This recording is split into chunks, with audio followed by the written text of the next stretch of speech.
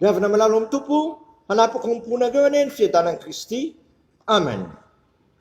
Ry gany any an-danitro, tsy mitsahatra misaotra anao ny vavanay satria menao ty andro zoma 3 septambra 2024 tinay zay zay andraisanay mofinaina ho anay amin'ity andro an'ity.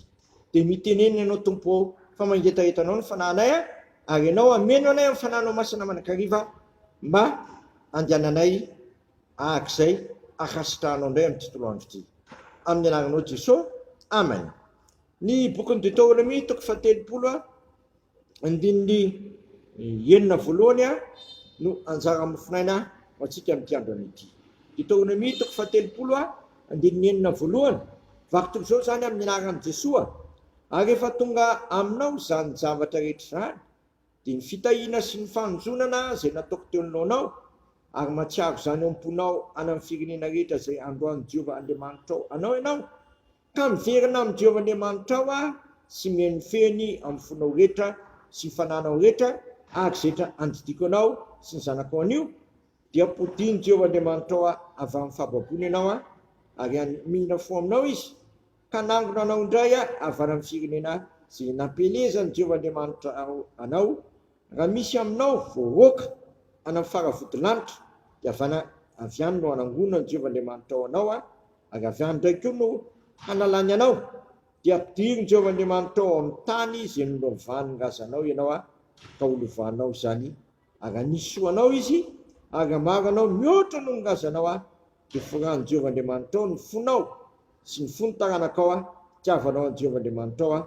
amin'ny fonao rehetra sy ny fananao rehetra mba ho velona ianao. May masonao manamasinanay amin'ny fahamarinana, ny teninao amin'ny fahamarinana. Amen. Zava-dehibe eto ry havana, ny matsiaro ao am-po ny zay andidiny Jehovah. Ny matsiaro ao am-po zay andidiny Jehovah.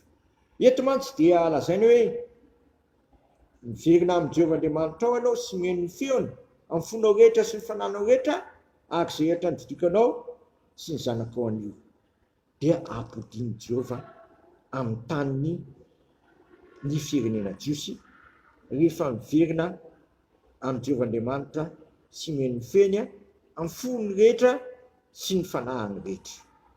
Ravana, ahoana no ananana izany fahatsovatena hiverina amin'ny Jehovah sy haino an Jehovah zany ka anao zay andidiny?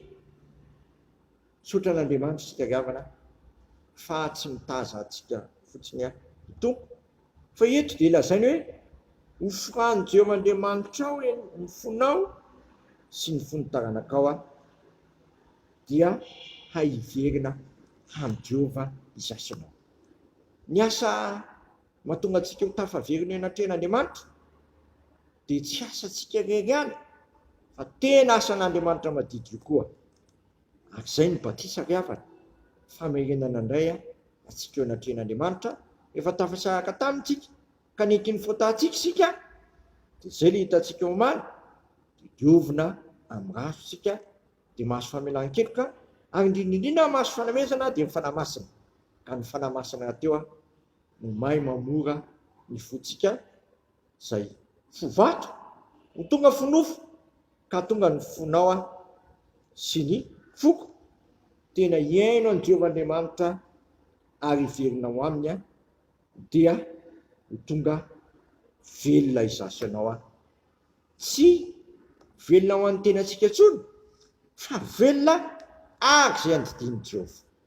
Zava-dehibe ary ny asan'Andriamanitra amin'ny sakramenta amin'ny batisa satria ny batisa rahateo dia lazaina koa hoe famorana tsy natao tanana, forana ny foko sy ny fonao mba haeno an Jehovah, halala hiverina amin'ny Jehovah.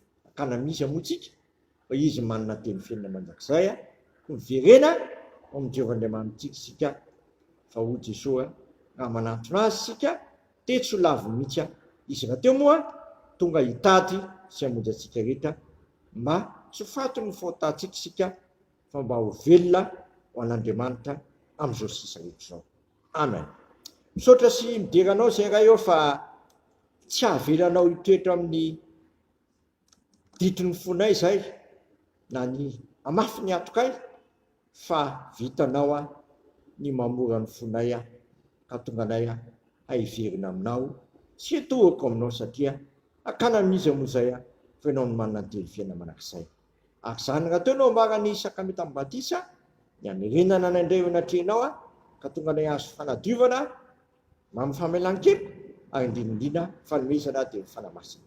Dia fora fo avokoa n'izay ka aiaino anao sy alala verina aminao ray zanaka ny fanamasinao sy nampianatra anay hivavaka hoe anay zay ny an-danitra amasina ny anaranao ny tonga any ny fanjakanao ataonay ny sikaponao ety tany tahaka ny an-danitra mena iny ny anina sazo anay ary mamela ny elokay tahaka na melana izay meloka taminay izay mitondra anay amin'ny fakapanahy fa manafanay amin'ny ratsy anao ny fanjakana sy ny hery ary voninahitra manak'izay.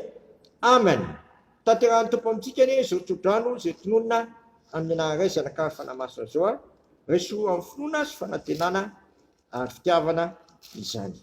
Mitahanareo anie ny tompo ka miaranareo mampamirapiratra ny tavy aminareo anie ny tompo ka mamina fo aminareo manandratra ny tavy aminareo anie ny tompo ka manome anareo fiadanana. Amen. Voninahitra anie ho an'Andriamanitra rery ihany amin'ny anaran'ny Ray sy ny Zanaka ary fanamasina. Amen.